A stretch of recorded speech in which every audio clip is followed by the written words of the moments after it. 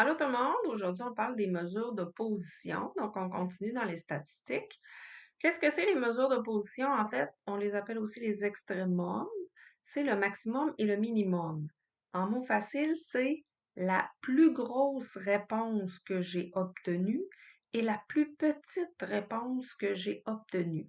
Là, tu comprendras que les extrémums, ça s'utilise quand on est dans un sondage à caractère quantitatif. Ça me prend des quantités. Je ne peux pas avoir un mot maximum. Ça ne peut pas être un sondage qualitatif. Ça doit être un sondage quantitatif. Donc, quelle est la plus grosse réponse que j'ai obtenue et la plus petite réponse que j'ai obtenue? Et là, je t'amène à un petit document. On va aller se pratiquer. Voici un sondage qu'on a fait. Donc, j'ai demandé, je ne sais pas quoi, aux élèves, quel est leur résultat au dernier mini-test de maths, par exemple. Et là, j'ai compilé toutes les réponses que les élèves m'ont données dans une belle liste. Tu comprends que s'il y avait 150 élèves à questionner, à interroger, ça serait épouvantable comme liste.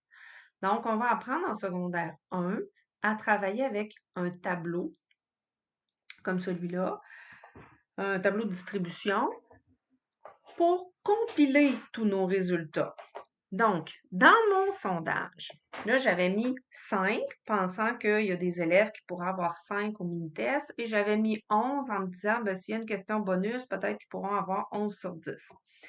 Fait que, quand j'ai eu mes réponses de sondage, à chaque fois, j'ai pris ça en note, et après, je calcule combien il y a de personnes qui m'ont répondu 6. Et je viens écrire 6 dans la case. Attends un petit peu, j'essaie de retrouver ça. Voilà. Donc, j'ai combien de personnes qui m'ont répondu 6? On va mettre ça en noir, j'ai 12 personnes. Combien de personnes m'ont répondu 7? Même principe, et je continue le calcul jusqu'à la fin. Et forcément, aucune personne m'a dit j'ai obtenu 5 à mon mini-test. Donc, j'ai complété mon tableau de distribution pour le début. La colonne que je viens de remplir, on l'appelle effectif. Ça, on va en reparler plus tard. Effectif, c'est combien de personnes ont répondu 6. J'ai 12 personnes qui m'ont répondu, j'ai eu 6 à mon mini-test. Ça va être important que tu fasses ce raisonnement-là. Donc, on s'était dit, les extrémums, c'est la plus petite réponse obtenue et la plus grosse réponse obtenue. La plus petite, c'est le 6.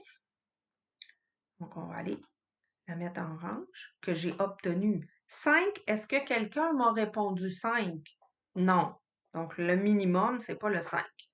Tandis que mon maximum, en vert, c'est la plus grosse réponse obtenue. Quelle est la plus grosse réponse que j'ai obtenue? Ce serait le 10. Donc, on va aller mettre ça en vert, ça aussi. Donc, le maximum correspond à 10. Le minimum correspond à 6. Et quand on me demande de calculer, oups, je vois ici que j'ai fait une petite faute. Quand on me demande de calculer l'étendue, d'abord le symbole, ça va être un E majuscule. Ça, c'est une valeur de position. Je vais aller te remontrer ça ici. Donc là, on a parlé de maximum, minimum. On passe à l'étendue.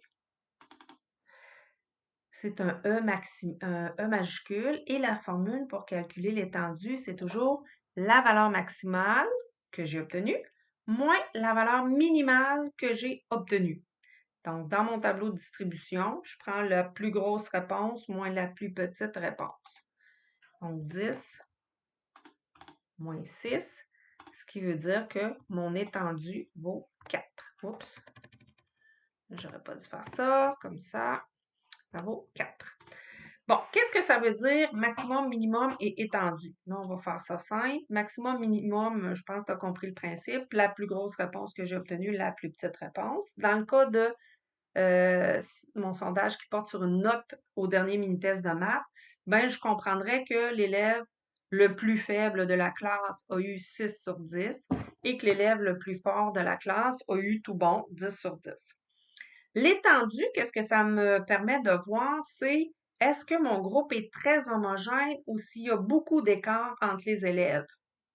Donc, si j'ai un examen qui est sur 10 et que j'ai 4 d'écart entre le plus fort et le plus faible, c'est quand même beaucoup.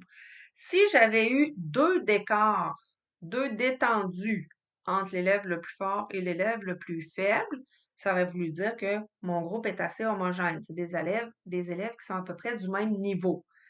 Donc, plus ton étendue est large, plus ton échantillon est varié. Plus ton étendue est petite, plus ton échantillon se ressemble. Ce sont tous des élèves ou des objets ou des plantes qui sont proches l'un de l'autre, qui ont tous à peu près la même allure. Donc, c'est ce qu'on entend par étendue, maximum, minimum. Donc, ça fait le tour pour ça. C'était une petite capsule vidéo aujourd'hui. Bye! Bon travail!